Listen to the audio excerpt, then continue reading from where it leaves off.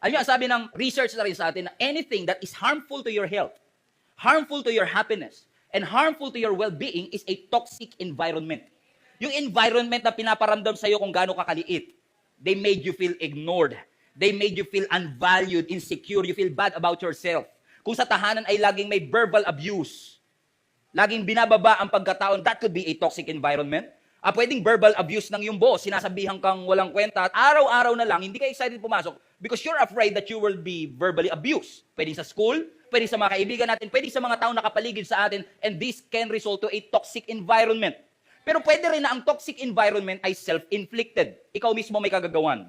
Yung bahay mo sobrang dumi, kaya toxic literal na toxic environment. Unforgiveness can be a toxic environment na ikaw mismo, posibleng ikaw ang nagkikreate sa iyong sarili. Ibig sabihin, hindi naman toxic yung environment, pero pwedeng yung mga pangyayari sa ating buhay, hindi mo inaalagaan ang sarili